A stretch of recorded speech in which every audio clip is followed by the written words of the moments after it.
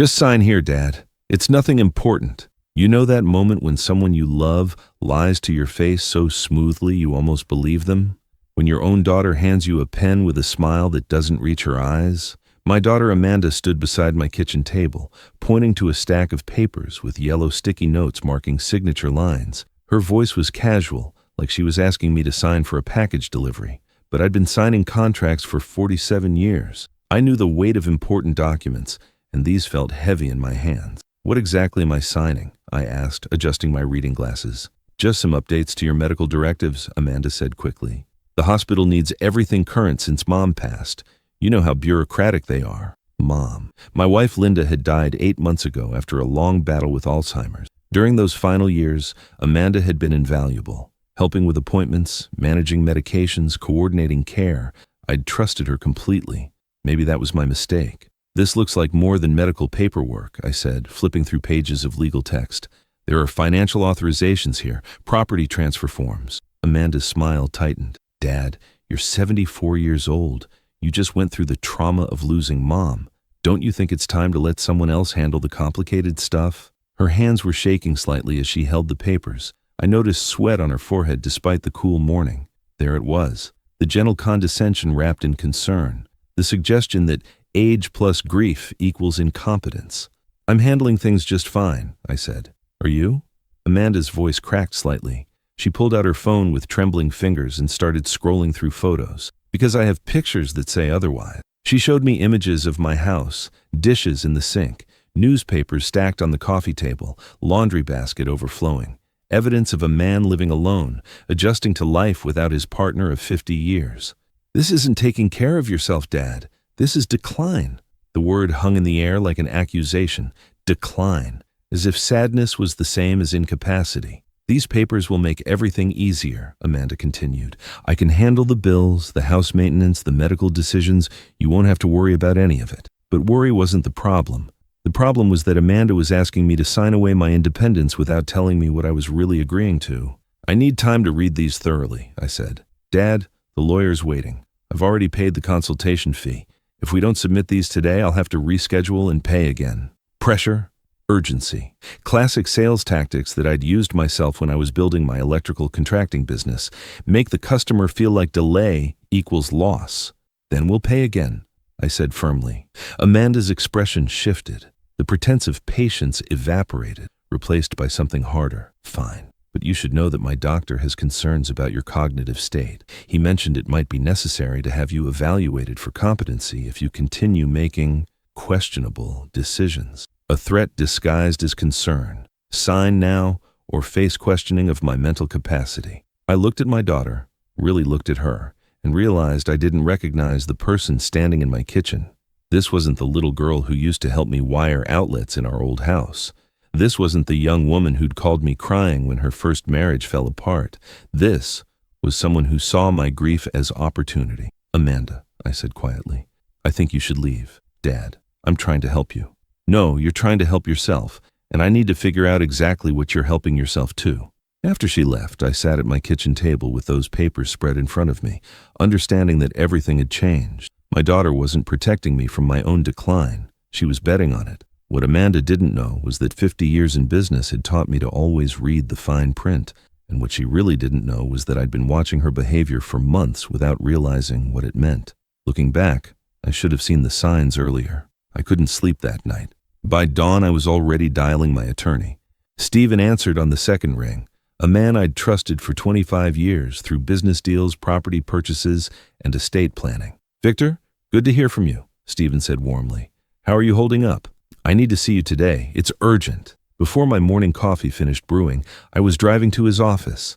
Stephen read through them methodically, his expression growing darker with each page. Victor, your daughter was asking you to sign complete financial and medical power of attorney, plus a property deed transfer.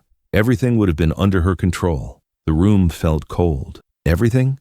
Your home, your savings, your retirement accounts, all of it. Stephen pulled out a yellow legal pad. I've been researching since you called. Your daughter has significant financial problems, approximately $180,000 in debt. I stared at the papers scattered across Stephen's desk.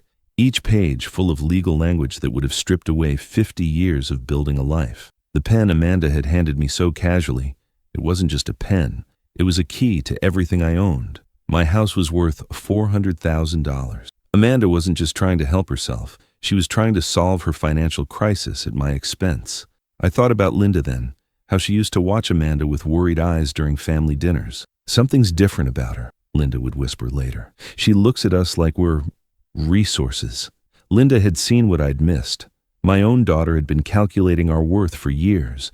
These papers weren't documents. They were theft disguised as concern. Amanda had looked me in the eyes and handed me my own surrender. What do I do? I asked. Stephen leaned back in his chair. We document everything. The documents she brought, the pressure tactics she used, the false statements about medical necessities. Then, we set up protections to prevent her from trying this again.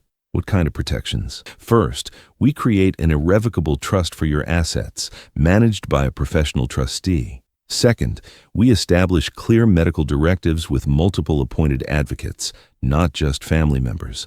Third, we document your cognitive capacity with formal evaluations, so no one can claim you're incompetent. And fourth, Stephen's expression was grim. We prepare for the possibility that your daughter might try more aggressive methods. People facing financial ruin sometimes escalate when their first plan fails. Walking to my car, the legal folder tucked under my arm, one question hammered in my mind. Is my own daughter really planning to rob me? The wind picked up. My hands shook, not from the cold. When I got home, Amanda called. Dad, I've been thinking about our conversation yesterday. Maybe I came on too strong. Why don't I cook dinner for you this weekend? We can talk through everything calmly. Part of me wanted to say yes. Despite everything, she was still my daughter. Maybe I could reason with her, make her understand she didn't need to steal from me to solve her problems. I don't think that's a good idea right now, but I made a mistake. I trusted her one more time. Actually, I said, maybe we could meet for coffee, just to talk. Dad, you can't just shut me out. I'm your daughter. I love you. Love. The word felt weaponized coming from her mouth. Amanda, I know about the debt, the foreclosure, the bankruptcy, the business loans. Looking back, I should never have offered to meet with her. Fine, Amanda said, but you should know that I've spoken to my doctor about your recent behavior.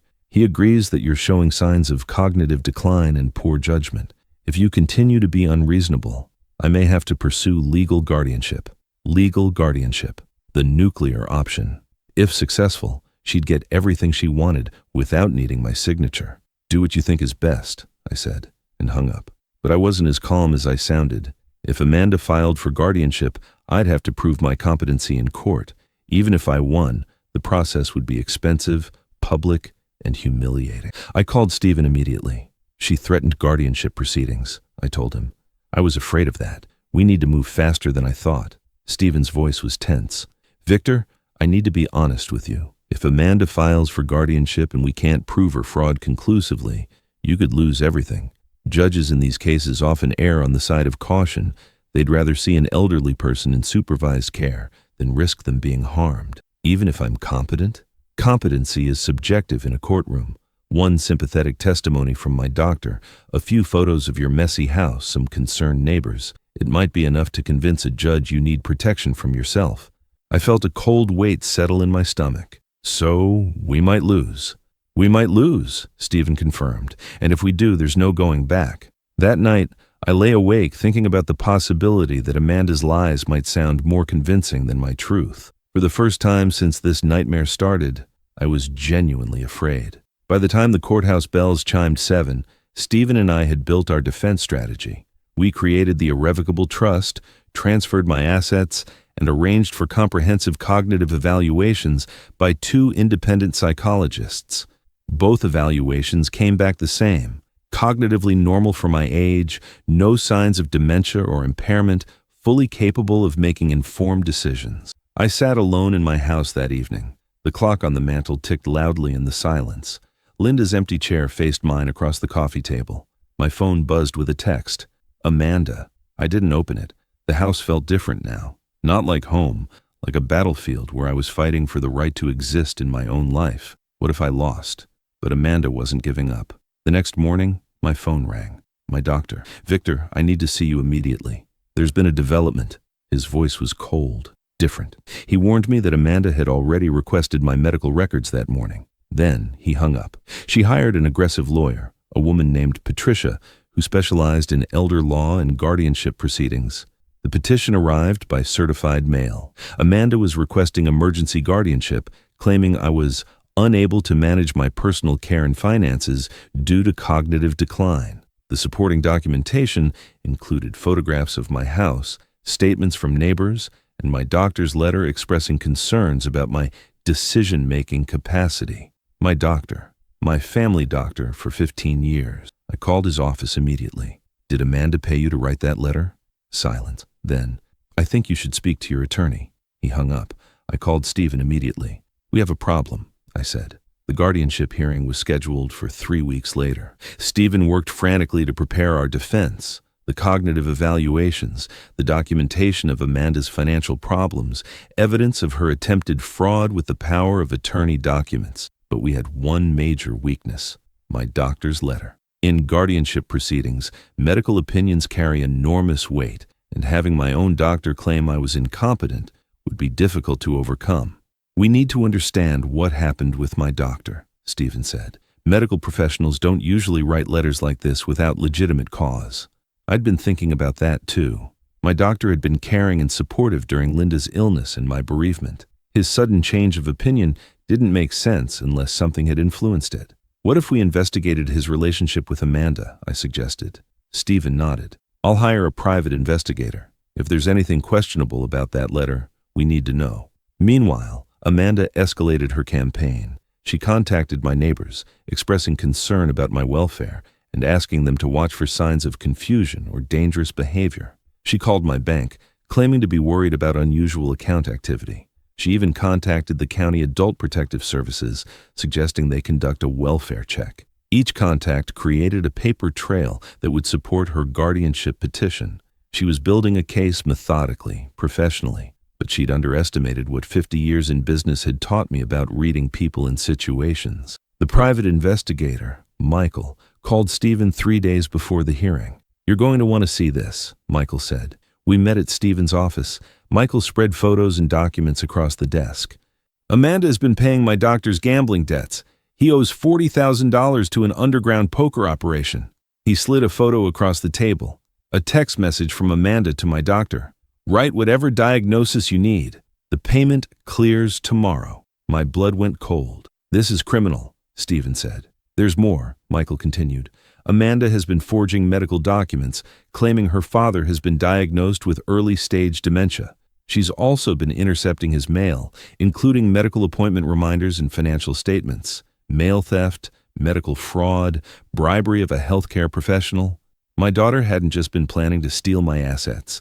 She'd been systematically destroying my reputation and independence to make the theft look legitimate. But then Michael dropped the bomb that made my heart stop. There's one problem. The judge assigned to your case has a history of siding with families in guardianship proceedings. Even with all this evidence, she might still rule that supervised care is in your best interest.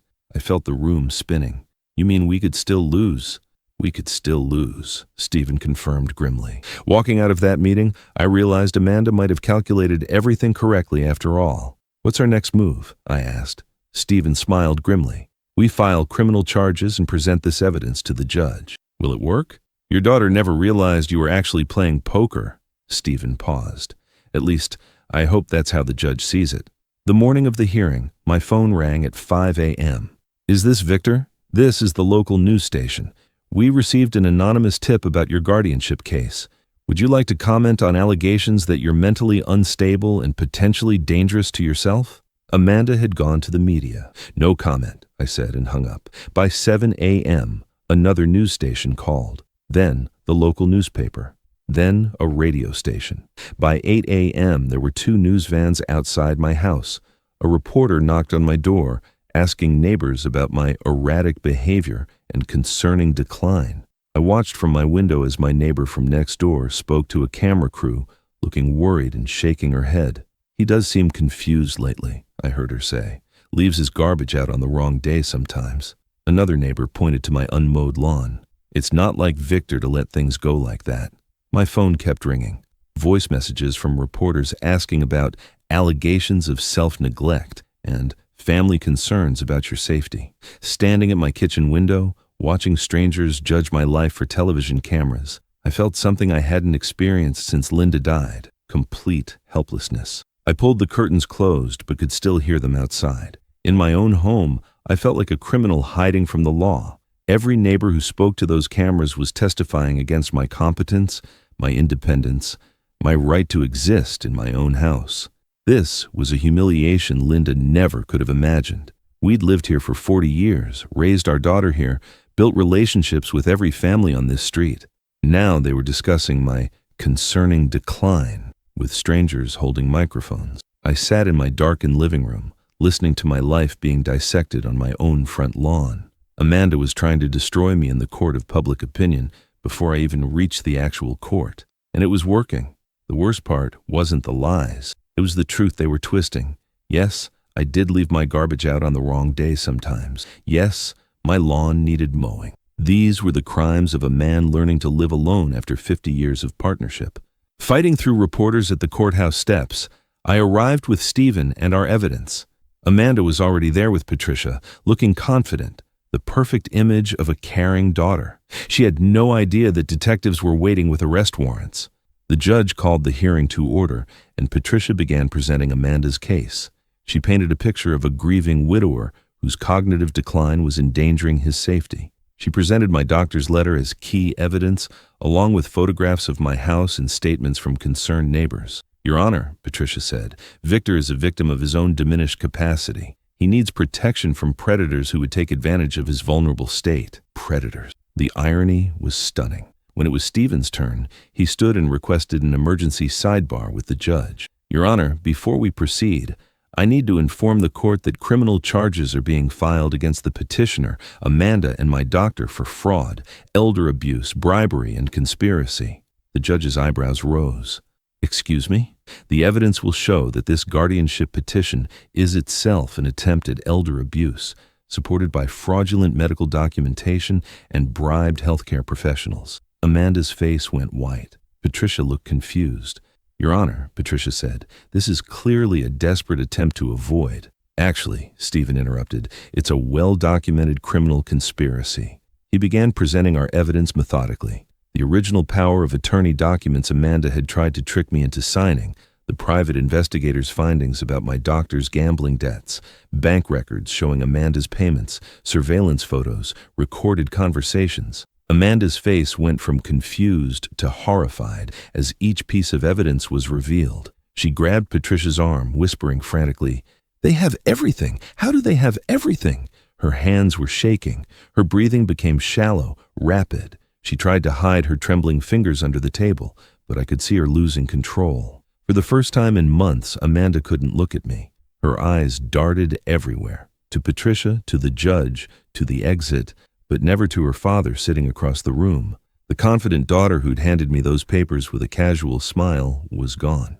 In her place sat a small, panicked woman whose perfect plan was crumbling in real time. Her perfect composure finally cracked. The transformation in the courtroom was dramatic. Amanda went from concerned daughter to deer in headlights. Patricia went from confident advocate to damage control mode. The judge reviewed the evidence carefully, then looked directly at Amanda. "Ms. Davis, are you represented by counsel in these criminal matters?" What criminal matters?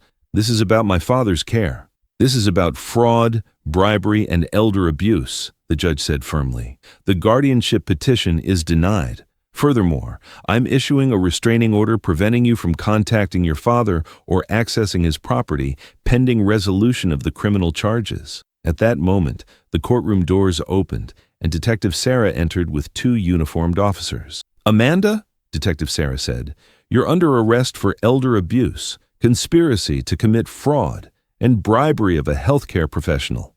Amanda's eyes went wide. She looked directly at me, searching my face for some sign that this was a misunderstanding, that her father would still protect her.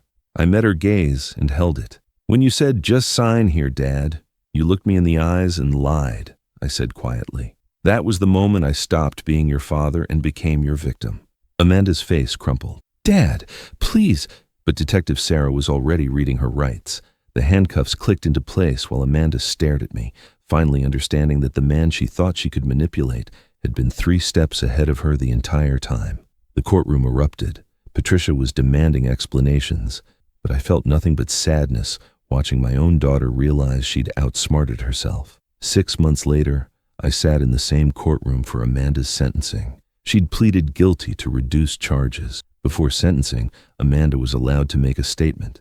"Your Honor, I never intended to hurt my father." Her voice started steady, then cracked. "I was desperate, facing financial ruin, and I made terrible decisions." She looked at me, tears streaming. "I had to do it, Dad. I had no choice. They were going to take everything." Her composure shattered completely. The judge sentenced Amanda to 18 months in prison, followed by 3 years of probation. The judge asked if I wanted to make a victim impact statement. "Your Honor, the hardest part wasn't discovering that my daughter was trying to steal from me. It was realizing that she'd convinced herself she was helping me while doing it. What she never understood. I didn't need protection from my own life. I needed support in living it on my own terms. What she couldn't steal was my dignity, my independence, or my right to make my own choices. If you're worried about an aging parent, the solution isn't to take control of their life. It's to support them in maintaining control of their own life. Today, I live in the same house where Amanda tried to trick me into signing away my independence. The dishes are clean because I choose to clean them. The bills are paid because I've maintained the same organized system for 50 years. Amanda writes to me occasionally from prison. Last month's letter was different from the others. "Dad, I know you'll probably never forgive me. I know what I did was unforgivable, but I need you to know that when I looked into your eyes in that courtroom, I finally saw who I really was, and I was ashamed." I read that letter 3 times. Yesterday, I picked up the phone and dialed the prison. "Amanda," I said when they asked who I wanted to speak with. When she came to the phone, her voice was small. "Dad, I got your letter." Silence, then, "I'm sorry, Dad, I'm so sorry." "I know," I said. "The question is, what are you going to do about it?" After I hung up, I sat in my kitchen for a long time. The chair across from me where Linda used to sit was empty, but the house didn't feel empty anymore. I wonder sometimes if Linda would approve of how this all ended. She always believed in second chances, even when I wanted to hold grudges. Maybe cutting Amanda out completely was justice, or maybe it was something else. Some people have told me I was too harsh. That family should forgive family, no matter what.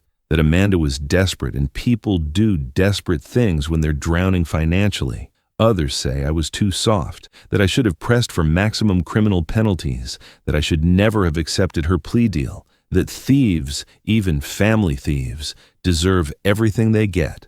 The most important lesson I learned wasn't about legal documents or financial protection. It was this. When someone asks you to just sign here, they're usually asking you to sign away more than you know. I never signed, and that signature saved my life, because the paper wasn't the trap. If you were in my shoes, would you have done the same?